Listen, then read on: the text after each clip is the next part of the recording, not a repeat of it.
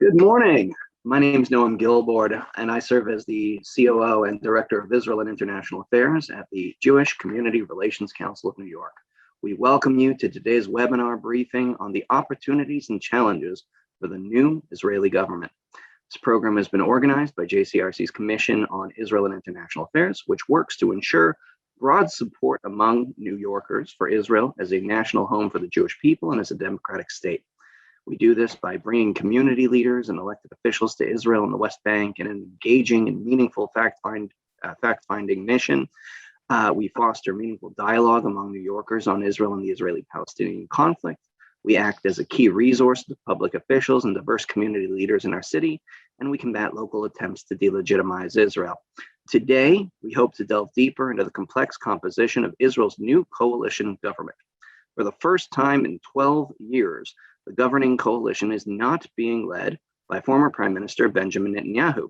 The current government, which was sworn in on Sunday, June 13th, is led by Naftali Bennett as the Prime Minister, and Yair Lapid, who is serving as Foreign Minister and alternate Prime Minister. This governing coalition was created with the main intent of removing the former Prime Minister Benjamin Netanyahu from power. The former Prime Minister now sits in the Knesset as the leader of the opposition. The new government includes the ideologically and vocally progressive Meretz Party, the socially conservative Islamist party Ra'am, the Labor Party, which is Israel's founding party, and multiple smaller right-leaning parties headed by former Netanyahu allies. So how can this diverse government maintain its narrow coalition? And what changes might we expect, and what challenges and opportunities might this government face? To make sense of all of this, we're proud to be joined by Yaakov Katz, a good friend of JCRC and an expert on this subject matter and many other things. Yaakov serves as the editor-in-chief of Israel's most prominent newspaper, the Jerusalem Post, and he's also the author of Shadow Strike, Inside Israel's Secret Mission to Eliminate Syrian Nuclear Power. Yaakov, thank you for being with us today. Thank you, Noam. It's great to be with all of you. All right. We appreciate this. Let's move forward and talk about a little bit of the background about what happened before the election. So let's take a small step backwards in time to the period right before the recent Israeli elections. Tell us what was top of mind for the Israeli electorate going into this election. We know about the dispute in Sheikh Jarrah, the protests, the escalation of violence by Hamas, and the subsequent Operation Guardian of the Walls by Israel. How did all of these events affect the Israeli elections and the formation of the new coalition? Right. So first of all, it's great to be with everyone, and JCRC and has always been a friend, and I'm happy to be with you all today, and hope everyone is safe from all the pandemics that are going around. Two things. First of all, the Sheikh Jarrah, Temple Mount, Gaza was all in between the time of the formation of the government. So the elections took place on March 23rd. And what happened at the time when Israel went to the fourth round of elections in this four-round cycle that began with the first election of April 2019. We had another one in September of 2019, and then a third one in March of 2020. Then you'll all remember that that's right around the time that coronavirus began, and Netanyahu formed what was supposed to be a unity government together with the Blue and White Party led by Benny Gantz. That quickly fell apart when Netanyahu very early on began to undermine that government with the idea of trying to deny the rotation into the prime minister's office to Benny Gantz. And eventually Israel found itself in another election, which was held this past March. Netanyahu, who was the first to have an opportunity to form a coalition, failed. And the mandate, which is given out by the president, was then handed over to Yair Lapid, who was the second largest party with 17 seats. Lapid understood that he was not going to have a coalition if he wasn't able to somehow bring together all what I call a kaleidoscope government, but all of the different parts of the Israeli political spectrum. So that included a right-wing flank of Naftali Bennett and Gideon Sa'ar. That's the Yamina party, the New Hope party. the left-wing flank, which is Meretz, which has not, by the way, been in a coalition, Noam, since the time of Yitzhak Rabin. All right, so we're talking about 25, 27 years ago. And the Labor Party, led by Merav Michaeli. And then you had a couple of centrist parties. You had the Yesh Atid party by Lapid, Benny Gantz's Blue and White, which came out with a nice, respectable 8 seats after polls showed him not even crossing the threshold, and Avigdor Lieberman's party. But the kicker was the addition of the Arab Islamist party known as Ram, which for the first time in Israeli history, you have an Arab party that has joined a governing coalition. Until now, we've had Arab parties in the Knesset, in parliament, but never inside a governing coalition. And by the way, the person we have to thank for that is Benjamin Netanyahu, right? He flirted with the Ram party for a period of months, knowing that he would likely need them to join, even if he were able to somehow form a right-wing government. That didn't work out because he wasn't, even though he had Ram and he had Bennett originally, he didn't have the religious Zionist party led by Betzalel Smucher, so he was still short of the 61. So Lapid knew that he had to get somehow all of these people together. And the person who was holding out was basically Bennett, because for Bennett to make this jump into such a government is really some people would say, and there are people who accuse him of a betrayal of ideals and of ideology and of being a right-wing politician. So the way to kind of give the kosher certificate for that move was to give Bennett the first round of serving as prime minister. So he now has 2 years, even though he's only really has 6 or 7 seats, one person already defected.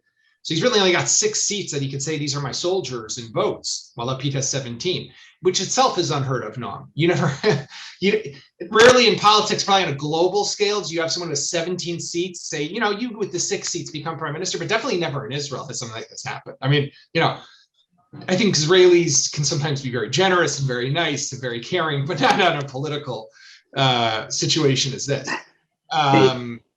But to the issue of, so where Sheikh Jarrah started to kick in was around this time that the mandate had been handed over to Lapid. The riot started to really begin in a larger scale at Sheikh Jarrah. Now, just a word about Sheikh Jarrah for one moment. This is land that's located in what's known as East Jerusalem. Truth is, not far from the old city. It's off a road known as Road 1, which kind of cuts through Jerusalem. If you come down from the old city and you start driving north towards the neighborhoods of Piskat Ze'ev, Neve Yaakov, Ramat Eshkol, towards like the Hebrew University on Mount Scopus, you're driving on this main artery. On the left side is all these Haredi, ultra-Orthodox neighborhoods. And on the right side is East Jerusalem. And that's where predominantly, almost completely, exclusively are Arabs. Inside there is this piece of land that in 1948, when Israel was established, right, so we all know about the war, that part of Jerusalem fell under Jordanian rule. Israel was only in control of the west part of Jerusalem. 1967, the Six-Day War, Israel liberated East Jerusalem, reunified its capital, and took over that part of the city. That land had since, in that time between 48 and 67, had been settled by about 50 Arab families with permission from the Jordanians, right, to build homes there. They were refugees, as a matter of fact. I went to meet them. They were refugees who had actually lived in parts of Jerusalem, Haifa, Jaffa, who had, I don't want to get into the history of it, I don't know either, very controversial, but they had to leave their homes, they fled their homes, they were kicked out of their homes, whatever it was during that 1948 war, but they found themselves in this part of Jordan. And they were given this land to build homes on. Little did they know that there was actually a Jewish organization in the late 19th century that had purchased that land and owned it still. And in the 1970s, that organization appealed to the court, the district courts in Jerusalem, and said, give us our land back. It set off a legal battle, which is going to culminate in a ruling that's expected in just about a month, in the beginning of August, when the High Court of Justice will have to decide what to do with this standoff there. But getting back to May, so this was happening, and there were riots all the time, and some Jews that tried to move in already to the neighborhood, and things were escalating there. As a result, there were escalated tensions on the Temple Mount. There was violence there. And the Hamas organization in Gaza decided to take advantage of the situation and play as if they are the protector of Jerusalem, and threatened that if on Jerusalem Day, on May 10th, Israel goes ahead and allows the famous flag march, a march that takes place every year on Yom Yerushalayim, on Jerusalem Day. If Israel allows this to go forward, they will fire rockets at Jerusalem, which is a whole new level of threats and balance of power. Israel, of course, cannot surrender and capitulate to a terrorist organization, although it also had to be smart. So the whole way this was handled, that's a separate story. Should have canceled the flag march earlier, should have canceled, should have not canceled it at all. That's a separate issue. But in the end, they did fire those rockets, and that set off this round of hostilities that lasted about 10, 11 days. Israel called its operation Guardian of the Walls. Yes, I know, terrible operation name. Got to come up with better names for these operations. But that's what set that off. So that was the background for all of this. And there was a lot of talk at the time that Netanyahu wanted this to happen. Netanyahu wanted the escalation. He wanted violence in Gaza. I don't buy into that. I have a lot of criticism of Netanyahu on many different things. I don't think that he wanted there to be people killed on both sides of the border, Israelis and Palestinians. I think he might have could have possibly de-escalated the situation in the Gaza Strip, or in Jerusalem, earlier on, to maybe prevent an escalation that would have led to Gaza. But I do think that's very important to make a disconnect between Gaza and Sheikh Jarrah, and with this I'll end that long answer, is that they have nothing to do with one another. I went to Sheikh Jarrah on May 10th to go see the people, see the story for myself, because I edit a newspaper. My reporters are out there writing about it, but it was becoming such a big story. I felt that I had to go and see what's going on there. Just, we're writing about it in the newspaper. So it took the light rail. I'm on Jaffa Road in downtown Jerusalem, jump on the light rail, five, 6 stops later, I'm there. And I walked around, I spoke with the people, and I really, came to the conclusion that this is a tragic human story. People who were refugees, who settled here, now might become refugees again, put aside the legal dispute, which has to be resolved in one way or another. It still is unfortunate for anyone to have to leave their home. But to think that that's the reason Hamas fires rockets at Israel, let's remember, this is a terrorist organization bent on our destruction as a Jewish state, right? They do not want to see Jews in the land of Israel. They don't want a state of Israel. They don't need an excuse to fire rockets. They can do that whenever they want. And you know what? They do whenever they want, right? They fired tens of thousands of rockets in the last 15 years since Israel pulled out of Gaza in the summer of 2005. This is a facade. It's fake. It's fake news to make that connection. But the reason we have to call it what it is because why do certain parts of the world want to make a connection? Is because they want to undermine Israel's right to defend itself and Israel's legitimate operation to defend itself in Gaza. And that's why it's important to really cut at the core the connection between Sheikh Jarrah and the operation in Gaza. They are not connected. Hamas could say they're connected, but they're not connected. That was a great answer. The background is incredibly important to understand. So I appreciate you taking that time to explain it all. But moving forward, we've got this new government now. You gave us a little bit of an overview before about who this government includes. So let's ask, what's going on? What are the new posts that different coalitions are grabbing at, or have grabbed at, and what changes? What's new? What can we expect from this new Israeli government? And I think more importantly, is it going to last? Well, it's a lot. So that's a lot to unpack. Let me start with what's new. So what's new is Bibi's not there, right? I mean, that's that's the big new. He's been here for 12 years, consecutively 15 years as a prime minister in total, if you add the 3 years in the 90s. He's been this pillar of stability. He's the only prime minister my children. I have a 17-year-old down to 8. I mean, even my 17-year-old, she doesn't really remember Ehud Olmert, Ariel Sharon. So many Israelis don't remember that there used to be someone else who was prime minister of this country. So he's not there. And that itself, even, I've been who have worked and known other prime ministers. Sometimes I catch myself saying Prime Minister Nita Bennett. It's like it takes, we got to catch up on the, we got to get used to it. But the fact that he's not there is added to the fact that also the ultra-Orthodox are not in this government. And that allowed, for example, on Sunday's first cabinet meeting of this new government, led by Naftali Bennett, together with Yair Lapid, who serves as the alternate prime minister and the current foreign minister, they will rotate under the coalition agreement in the summer of 2023. Bennett will leave the prime minister's office. Lapid will move into the prime minister's office, assuming the government lasts that long, and we'll get to that question. They decided in the cabinet, they held a vote, and they decided to establish a commission of inquiry to investigate the tragedy of what happened on the Mount Meron at the shrine of Rabbi Shimon Bar Yochai, the 2nd century sage, on the night of Lag BaOmer, the Jewish holiday. 45 Israelis were killed in what is the greatest civilian tragedy in our country's 73 years of statehood. The fact that it took over 50 days for that to happen was only because of politics. 45 people dead. And the government that had been did not think to do anything. And the reason was because you had ultra-Orthodox members who were in that coalition, and they were afraid of what would happen to them politically. Because I can't say this unequivocally, I don't know, but they are allegedly played a role in permitting this event to go ahead while knowing that there were grave risks and that maybe something like this would happen. And sadly, terribly, it did for 45 families who now have lost a son or a father or a spouse. And that is one other thing that's happened, right?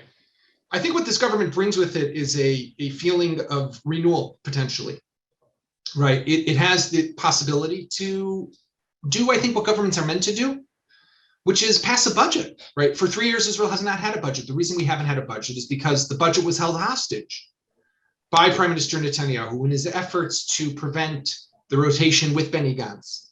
And because we kept on rolling from one election to another election, there was never a stable government to pass a budget. Now, you can only imagine when the state does not have a budget, all services that are dependent on state money cannot provide services, or they can't provide the services they need to. So they're, for example, still working on a budget from 3 or 4 years ago. Now, population has grown, the need has grown, but they don't have the money. And that you have government NGOs or government-funded NGOs and government institutions and bodies that are literally starving for funds. So we need a state budget, and I'm confident that this government will be able to do that in the next, I think they have about 100 days to get it done. And hopefully they'll be able to do that.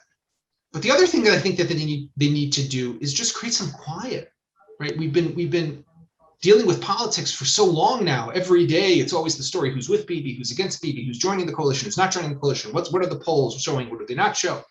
What's the potential coalition going to look like? Who's going to run? Who's not going to run?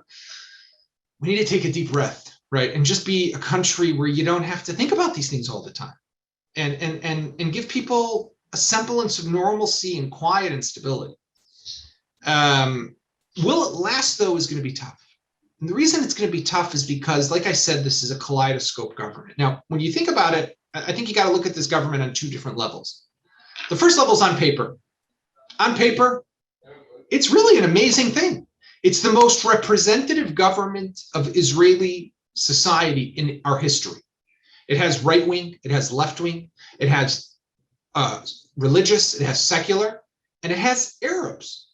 It's got it doesn't have the ultra-Orthodox. This is the one sector that's currently not represented in this government, but it has really everyone else. And it's bringing together all of these different people and all these different ideologies for the first time in one government. Sounds beautiful. Sounds like the way a government should be, to advance the interests of the nation and the people. The problem is that we all know that reality is much stronger than hopes and aspirations. And you have problems. What we're seeing right now, what's going on with this bill they need to try to pass about the reunification of families. It's a controversial legislation that has to be renewed every year, that prevents the automatic granting of citizenship to a Palestinian who wants to come and live in Israel with a spouse who they have married, who's an East Jerusalem Arab or an Israeli Arab. And that's very controversial legislation, and it's a separate question of whether it's legitimate or not, or whether it should still be. But they can't figure out a way to get enough votes to pass this legislation, because Likud, even though they support it, won't vote with them, just to undermine the coalition. What's going to happen next time there's a Gaza operation, if God forbid there is one? What does Mansour Abbas, the leader of the Ra'am Arab Party, do? What's going to happen? There's a surrogacy bill that has to be passed by July 1st. Otherwise, the High Court of Justice will possibly overturn and annul current existing legislation. Now, we know that basically it's a surrogacy bill. There was a court petition about a year ago, and the court ruled that they have to allow same-sex couples as well as single fathers to be able to do surrogacy, to have children. The court ordered the government, the Knesset, the government, to pass legislation. Naftali Bennett's party isn't going to be jumping at this type of legislation. Meretz will. How do they manage that, right? And I think you're going to have a lot more examples like this that are going to slowly chip away at this nice honeymoon-esque period that we see now of where everyone seems to be getting along. But it's going to start to chip away, and that's going to start to cause some trouble. Can they keep it together? I don't know. I think what they need, they can keep it together if they do the following, right? When Bennett and Lapid joined together with Netanyahu's government back in 2013, the first time they both entered the government, they coined this phrase called the 70-30 pact. They agreed on 70% of the issues. They disagreed on 30% of the issues, but they said, let's focus on the 70%. The problem is, Noam, that those 30% really count, right? The 30% are the Palestinians, and it's foreign policy, and it's religion and state, and it's public transportation on the Shabbat, and it's some big issues that you can't just pretend that you don't need to deal with, because they catch up with you. You have to deal with them. So I'm hopeful that if they keep their eye on the goal, which is state budget, stability, quiet, the nation, unity, getting rid of the mudslinging, that the rhetoric of politics that has thrown us in the gutter for so long, maybe they can keep it together. We shall see. Because you mentioned it a bunch of times, I'm going to ask one of the later questions first. The ultra-Orthodox parties not being part of this coalition is significant. There are a lot of issues that some folks in parts of the American Jewish community would say the ultra-Orthodox parties have had control over. Marriage, conversion, the space of egalitarian prayer at the Western Wall. What is the significance of ultra-Orthodox parties not being part of this governing coalition? Look, I think it creates a unique opportunity to get some things done that Israel really needs to get done. For example, back in January 2016, Israel passed, the government, it didn't have to go through the Knesset, but the government passed a decision to, and this was Netanyahu's government, which by the way had ultra-Orthodox members at the time, to do what was, to implement what was known as the Kotel Compromise, which is basically in the southern part of the Western Wall where Robinson's Arch is. You might be familiar, it's also known as the Davidson Archaeological Park, to build, there currently is a prayer platform there known as the Azarat Israel platform, which was expanded actually by Bennett when he served as diaspora affairs minister back in 2013, to make it into a much more respectable place, but to give it a real government stamp and status with budgets and a board and revamp it and upgrade it. For egalitarian pluralistic prayer, which we know has always been a sticking point in Israeli diaspora relations, because we do have to recognize the fact that the vast majority of American Jews in particular are not Orthodox or ultra-Orthodox, right? And they pray as conservative Jews or Reform Jews or however they want to pray. And if we are the Jewish state of Israel, every Jew should have a right to be able to pray how they want at one of our holiest sites, the Western Wall. So they passed that. Then things started to move along. The ultra-Orthodox started to complain and protest. And a year and a half later, in June of 2017, the government held a new vote and overturned its previous decision, which made the situation with the diaspora Jews even worse, because it showed that the government's word is meaningless. I think this government has an opportunity to finally implement that. We wrote a story about a week ago that it's 2 weeks ago, sorry, that it's in their coalition agreement, that they plan to finally implement the Kotel agreement. What about conversion, right? That's also been an issue. There was Netanyahu himself set up what was known as the Nissim Commission, led by a former justice minister named Moshe Nissim, to look at the conversion situation in Israel, because right now only Orthodox conversion is recognized, and to allow reform and conservative, some sort of open, more pluralistic type of way of converting, to take it out of the chief rabbinate's hands and give it to city rabbis, to make it more open and welcoming and easier to get done. There's a lot there. There's a civil marriage, which we don't have in Israel. So you have hundreds of thousands of Israelis, because their mother is not halachically Jewish, cannot be married in Israel, right? So these might be people who come from the former Soviet Union and who might have even been born in Israel because their parents made Aliyah in the late 80s, early 90s with that wave of Russian Jews who came here. And they served in the army and they pay taxes and they can't get married because they're not halachically Jewish. Now, I mean, what type of Western country does not provide the basic right for any of its citizens to be able to get married? So these people either have to get married online or travel overseas for a civil marriage, or just have some sort of legal recognition. We call it Yidu'im B'Tzibur, that they're known in public as being partners. We should be able to give people the right to get married if they want to, right? And it doesn't have to be through the chief rabbinate. So there's a lot that I think they could do, which would be good for the people and good for Israel and good for Israeli diaspora relations. But yes, it will cause them some trouble with the ultra-Orthodox. And I think that, it's going to come down to, they want to try to bring at some point the ultra-Orthodox back into this government. They do have that aspiration. The ultra-Orthodox might want to come in if they want some budgets and money and power and influence. So I don't know if they're going to want to do all of these things, but maybe it's actually an opportunity. Get them done now before you bring them in. Then it's a fait accompli. It's done, right? And it'll never become an issue again. So we could hope that maybe this government can actually get some of these main thorny issues that have for a long time been a problem for Israel and diaspora, get them done. I want to shift to Ram.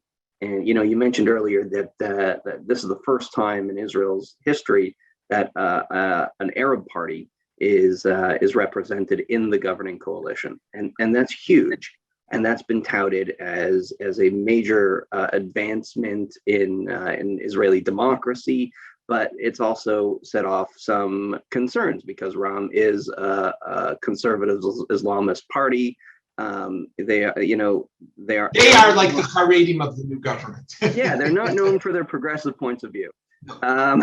So can you share with our listeners right now, our viewers, what is Ram?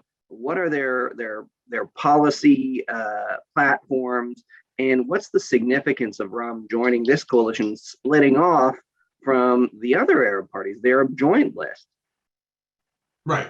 So look, Ram is it's a Hebrew acronym. I mean, you could say it means the word thunder, but it's part of the southern branch of the Islamic movement. It was part of the Joint List, right? And it was part of that Joint List that came together. The reason that you used to have 3-4 Arab parties that would run in Knesset elections.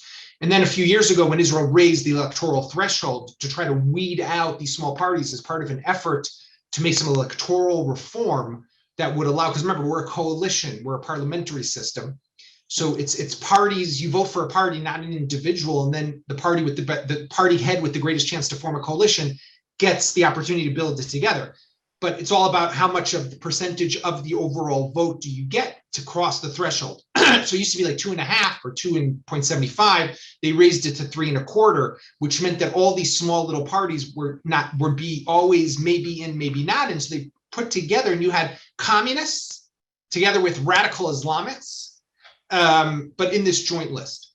Ram did not like where the Joint List was going and got into fights with them and decided to break off and ran on his own in this election.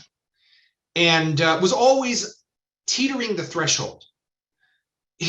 But what he did was he did something very interesting. What he said is already even before the election, I'm willing to sit in a government. It's time that yes, I have nationalistic aspirations, right? For a long time, the Arab parties in the Knesset were a one-issue party.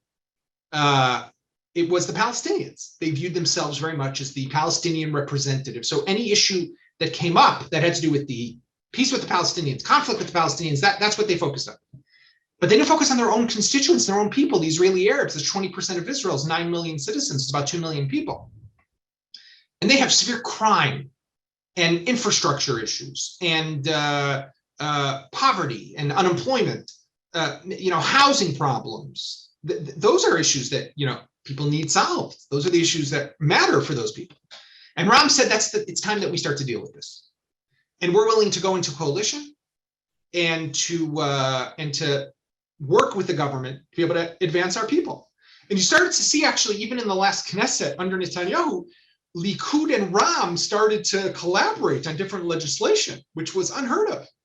And then you started to hear of how he might even sit with Netanyahu in a government. It became, so Netanyahu basically legitimized the participation of Ram, of an Arab party, in Knesset. Now, there are a lot of people who will tell you this is a dangerous precedent. There are a lot of people who will tell you that this is a dangerous party, that the Islamic movement is part of the Muslim Brotherhood, right? And that they are a force that could potentially turn on Israel and serve as a fifth column within the government. I've heard all of that. And that might, I think we do have to be aware and vigilant. But I also hear the way that Mansour Abbas, that he's the dentist-trained leader of this party from the city of Nazareth, is speaking.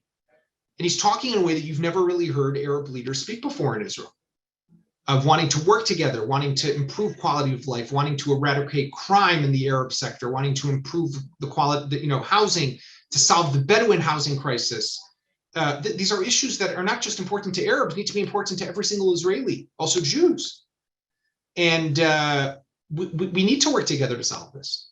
So I think that's this unique opportunity. And this will be a test case.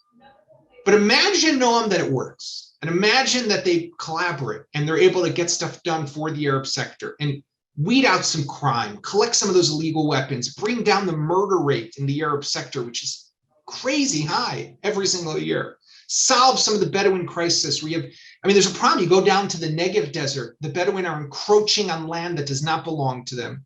They're building out towns out of tents that are becoming almost full-fledged cities because there's no zoning and the government is afraid to go in there and do anything. This needs to be resolved, right? And there's no better way to do that than with participation with the people there.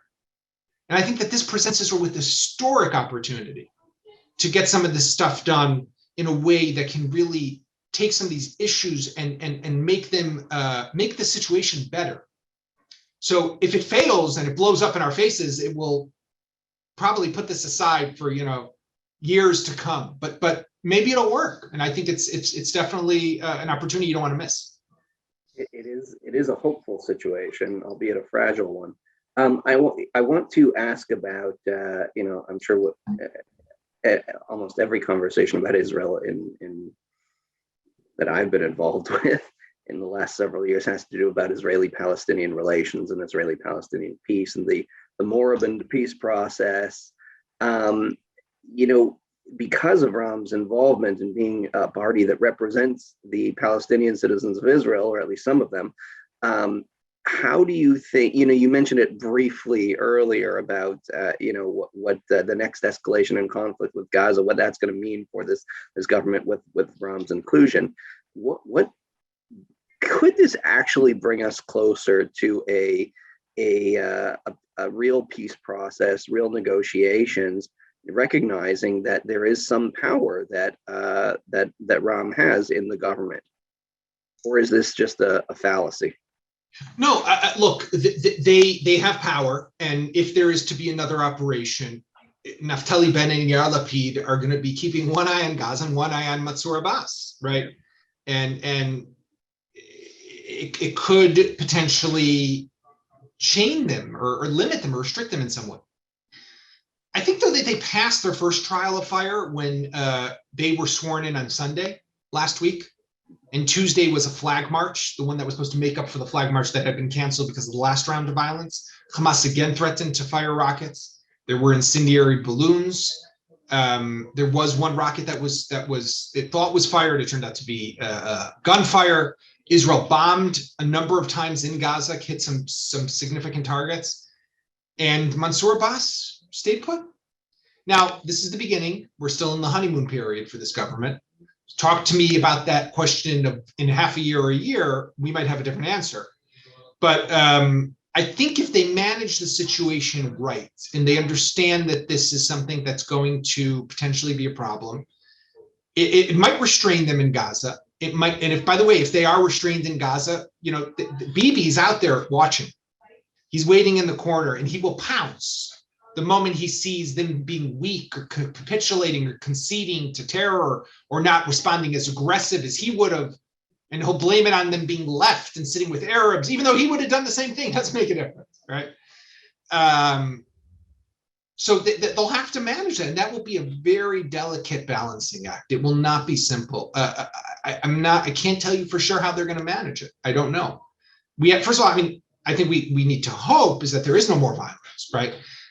This last round was costly in lives on both sides of the border. Infrastructure in Gaza has been significantly damaged. There is now a lot of talk of a Gaza reconstruction plan with international funding, the US, Europe, Arab countries. It's in Israel's interest to allow that to happen with the right restrictions placed on Hamas so that those supplies are not used to rebuild their tunnel network and other capabilities.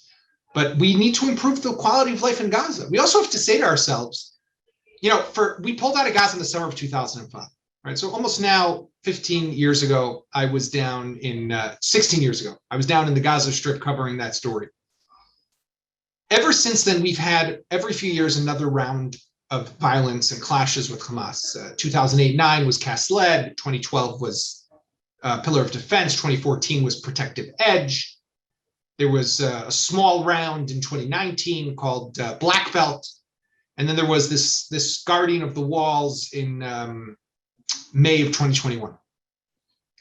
So we've been doing the same thing for 16 years. We hit them, they hit us, we buy some time. And then until it erodes, we hit them again, they hit us, we buy some time. It's not working, right? I mean, you've done the same thing over and over again for 16 years, it's not working. Maybe it's time to try something else. Now, I can't tell you it will work. I don't know that it will work. I don't know exactly what that something else is. There are some ideas out there. But what about trying to improve, big stick, big carrot, right, at the same time? And maybe that could bring us a different outcome. Maybe that could buy us more time. So I think that we have to try these things, and maybe this government will be willing to do that. From your mouth to God's ears. The other major issue that I wanted to bring up is annexation. In the American Jewish community, we're watchful about the possibility of Israeli annexation of parts of the West Bank or Gaza or anything like that, and there's great concern over it. What do we think that Ra'am's reaction or the government's reaction? Seeing that Ra'am is sitting in the government, I can only assume that they are going to take an anti-annexation stance. And sure, no, there won't be annexation. Yeah. Okay. With this government, there won't be annexation with this government. Not just because of Ra'am. You have Meretz, you have Labor. The people who joined this government understood that they will not be able to solve the Palestinian conflict right now. They will not be able to get done their hardcore ideological ambitions. And they will have to put that aside, and they'll have to compromise. And if they understand, they keep remembering that purpose, right?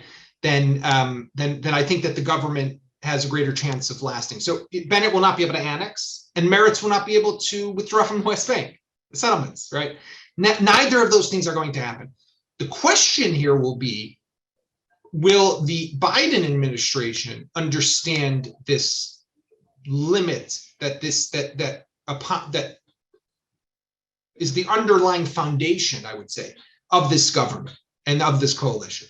Because take for example, if the Biden administration comes to Bennett and says, "Hey, free settlement construction," he can't do that, right? He can't do that. And if they say, "Hey, sit down with Mahmoud Abbas, Abu Mazen, the Palestinian leader, and negotiate a two-state solution and pull back to 1967 lines," we had a U.S. president who asked for those things, Barack Obama. Bennett cannot agree to that either, right? So I think that the Biden, I'll say something here that might sound strange, but I actually think that the Americans have a greater chance of toppling this government than Bibi Netanyahu does. Because for Bibi to topple the government, it's going to be very difficult from outside the coalition. He has no alternative coalition to present, so even a no confidence vote without presenting at the same time an alternative coalition is nothing. You could potentially try to pass a bill that would disperse the Knesset, but he would need a lot of defectors from the other side. He doesn't have those yet.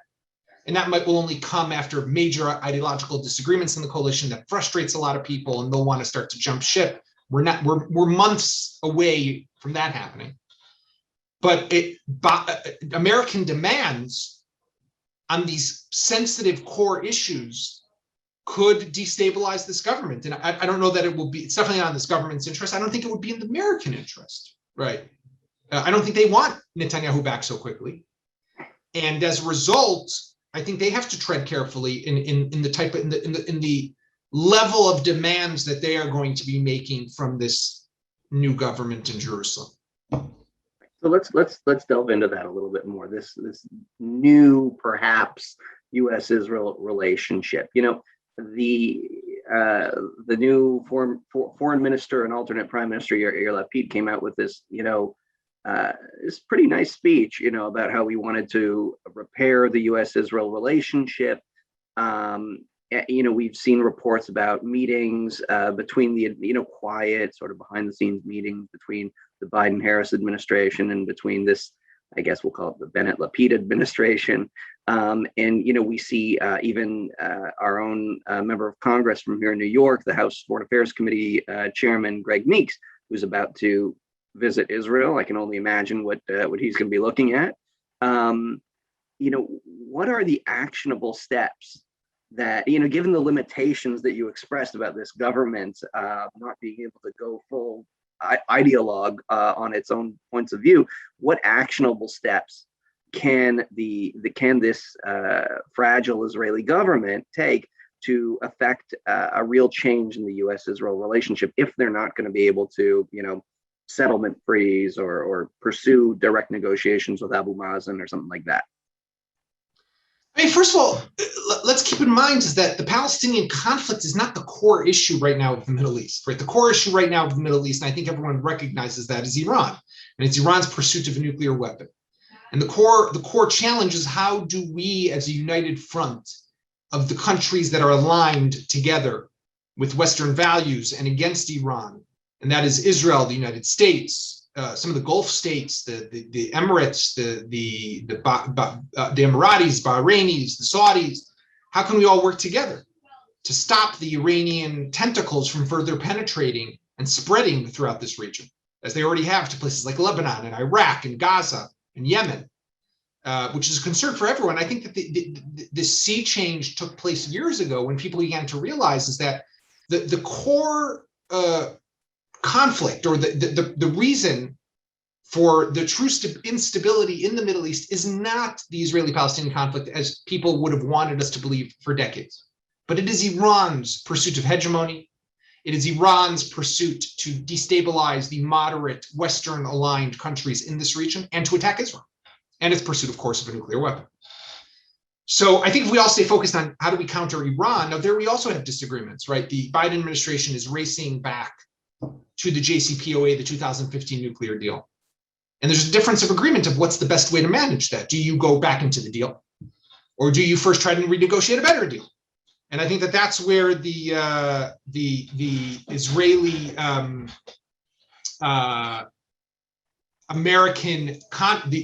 American difference or disagreement is going to take place. Is where how do they resolve that issue? Right. I don't think that, Bennett could huff and puff and protest, but I don't think that's going to stop the Biden administration from going back into the Iran deal. They want to get this off the plate. They want to remove this problem so they can focus on the issues that really matter to them: China, Russia, and domestic economy, COVID. Iran is not. They don't want to make that the focal point. And I think that Israel has to recognize that, and therefore has to become very smart of what demands it's going to be making of the Biden administration. But I think that there's a lot that can be done, just if you want to go back to the Palestinian issue, that I think Bennett has the opportunity to roll out his own plan as to kind of, if I were advising him, I would say, take the initiative as opposed to wait for someone to dictate to you what they want you to do. And for too long, that's what Israeli governments have done, is they've sat back and waited for, the Clinton parameters and the Bush roadmap and the Kerry plan and the Trump peace to prosperity. It's always some American name. Where is the Israeli peace plan? and I think that, obviously it's hard because whatever peace plan we put on the table, the Palestinians will reject. But now, because that the Palestinians, there is no lasting peace resolution that you can negotiate now because of the makeup of this government. So what you can do, though, is take some steps that could towards the sustainability or the creation of that option. And one of the ways to do that is, for example, to roll out a massive economic plan, right? That could see the construction of industrial zones for Israelis and Palestinians, a port for Palestinians, in Gaza even one, and along the Mediterranean for the West Bank Palestinians to access, for import, for export, more permits for workers to come into Israel. There's so much more that can be done. Israel's startup nation investing in the Palestinian tech sector. I mean, there's so much that we could potentially do together that we're missing out on. Look at just what happened with the vaccines last week, right? They announced that there's a deal that Israel has this 1.4 million vaccines that are left that they could give to the Palestinians. The Palestinians originally said they would take them. Then they realized that it's not popular to make deals with Israel. They pulled back and blamed it on the dates of the expiration date that's looming at the end of July. They said, we won't take these vaccines, they're no good. I have friends that have now, since Israel's now facing this uptick in infections, we haven't had a lot of high numbers of 12 to 16-year-olds who have gotten vaccinated. They were allowed to, but there wasn't a recommendation to. And because the numbers were so low, parents didn't feel that they had to vaccinate their children. But now all these Israelis are using those same vaccines that were supposed to go to the Palestinians, right? And they're expiring at the end of July. So that was just an excuse, right? But I mean, we couldn't even cooperate on something like that. So there's so much, before we talk about a lasting peace resolution, there's so much that we could do together. And I think that you could roll out a plan that can really move things forward and maybe get the Biden administration on board. Right. I want to go back to one thing you said at the beginning, and we really didn't touch on this that much. It's the shadow of Netanyahu sitting there in Yair Lapid's former chair as the leader of the opposition. We know about the corruption charges that he's facing. We know how he has positioned himself to stay in office for a very long time to try and avoid those charges and all sorts of investigations and sitting in court. How is he going to play this?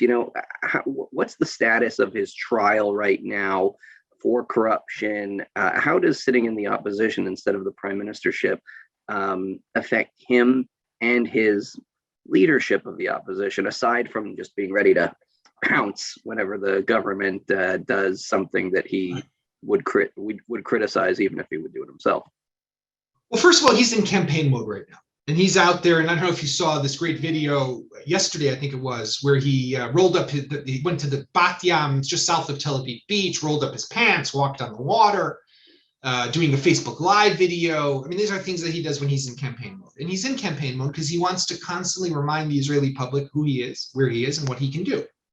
And that he's there, and he's waiting. And he's going to constantly attack this government and work very hard to undermine them and weaken them and embarrass them, and hope that it somehow implodes from within. And then he can come in, sweep in, and pick up the pieces. That is his main objective right now. And all means are legitimate in the path to achieving that goal. The problem is twofold or threefold. One is that it's going to be hard to topple this government. We spoke about that before. Number two is that he is now in the opposition. And as you correctly described, he's sitting in Yair Lapid's old chair in the Knesset. He's no longer the prime minister. And while that has status, the Likud members are starting to think, why are they in the opposition? Why have they been removed from the positions of power that they held on to for so long? And the answer is simple: Netanyahu. The fact that he will not step down is what prevented their ability to be able to form a coalition. Any other member of Likud would currently be the prime minister of Israel. Anyone. They have 30 seats. But no, the problem is, they'll say, well, it's illegitimate for anyone to tell us who should be our leader. Okay, fine. But bottom line is that you're not in power because Netanyahu is your leader. And all these other parties, Yesh Atid, Blue and White, Yamina, New Hope, Lieberman will not sit with you as long as Netanyahu is there. So that's the reality. The third problem is his trial, and that's moving ahead. Now, there's time till there's a final decision. There's time till there is a verdict. It's going to take a couple of years. And by the way, legally, even once there's a verdict, even if he's convicted in the lower district court, he could still appeal to the Supreme Court. And only once there's a final verdict on the Supreme Court appeal is he banned from serving as prime minister. I would argue, though, that once he's been convicted in a lower court, it's going to be hard for him to get elected as prime minister. But who knows if he'll get convicted? Maybe he'll get acquitted. So I think he's not going to go that fast. And, the longer he's there, that's the glue that will keep this coalition together, because they know that he's waiting there on the wings just to come sweep in and pick it all up. So they don't want that to happen. And all of these different people, Meretz, Labor, New Hope, Yamina, will try to keep it together so that he can't come and pick up those pieces. It's amazing. It's amazing to hear this. You've got the internal fragility, crazy, the external threat. Crazy. It's nuts. It's nuts. I'm Canadian, right? We've got like 5 or 6 different parties. So to hear, and we hear the jostling between them, and to explain it on the Israeli scale, where there are just so many different parties and they're actually in Knesset. Sure. It's phenomenal for me to see it as an outsider, and even visit it sometimes in Israel and see it all live. We've covered a lot of ground right now. We've got just a few minutes left. I want to ask you if you have any final thoughts that you want to share that I might not have asked you about before we get ready to depart. I mean, look, Israel is, I'm optimistic and I'm hopeful. I'll finish with this. I'll tell you, earlier this week, I get a phone call from a text message from a friend of mine I haven't seen in a long time. It says, Yaakov, I got these 4 tickets to a concert in Caesarea. So Caesarea is this beautiful coastal city in the north, just south of Haifa, but north of Tel Aviv. And it's an old Roman city. And there's this beautiful amphitheater that's probably, 2,000 years old, that they've renovated, and is really where Israel holds some of its greatest concerts. So we went to hear this guy. His name is Hanan Ben Ari. I recommend checking out his music. Would not have been able to pick him out of a lineup. Had no clue who he was. My wife got excited. So we decided to go. I recognized some of his songs just from the radio, but it was beautiful. It was beautiful for 2 reasons. 3. Number one, the music was really nice, and he's a good performer, so that's good, right? Number 2 is to be out and about at an event with thousands of people after being stuck indoors and lockdowns for so long. And I hope that we don't go back now with the now uptick in infections. But really what was moving to me, and he pointed this out on stage. We said, look around. He said, forget about the Knesset. The Knesset's where they fight. He said, look around you. Look at the person to your left. Look at the person to your right. You're going to see people who are different than you. And you know what? He was so right. In front of me was sitting a family of, more observant, very observant Jews. I wear a kippah, so we're observant. But to my left was a secular couple. To my right was a secular couple. Down below were some Haredi couples and families. I mean, it was just such a mixed, eclectic crowd of, you could even pick out, you could see that some of them were probably Israeli Jews who live over the Green Line in West Bank settlements, just based on the way they looked and their clothing. I could be stigmatizing, but I'm sure that some of them were there. And he's so right that we can all come together, sing songs, be happy, celebrate. And that's the true story of Israel. And I think that that's what we have to cling to. We have to cling to those types of images and pictures and situations and events, because that's who we really are. We really are people that know how to come together. We don't have to wait for some war and some external threat that needs to bring the different tribes of Israel together. We can come together more often, right? And finally being pulled out of this ugly political election cycle gives us this opportunity. So I'm hopeful. I hope that this government can keep it together, because we Israelis need to get ourselves out of this. We just regular people on the street need to be able to feel like, wow, we have more in common than separates us. It's not all the yes Bibi, no Bibi question, right? Who cares? Let's live together and get along together and focus on the real important issues of how do we advance our country? How do we strengthen our Jewish identity? How do we strengthen the security and safety? How do we bolster the relationship with Jews of the diaspora? These are the core issues that really, and further integrate the Arab minority into our country. You know, we're no different than any other country. You guys in New York, I don't have to remind you, the Black Lives Matter protests and riots. I mean, every country has challenges when it comes to minorities. We're no different, but we are now on the cusp or in the middle of a historic opportunity. Let's think about that and those positive opportunities that we have that can really advance this country decades forward. I love the way you put that. You know, we in a democracy like America, we are a sum of our parts. We are complicated, we are complex. There is the good, there is the bad, and there's everything in between.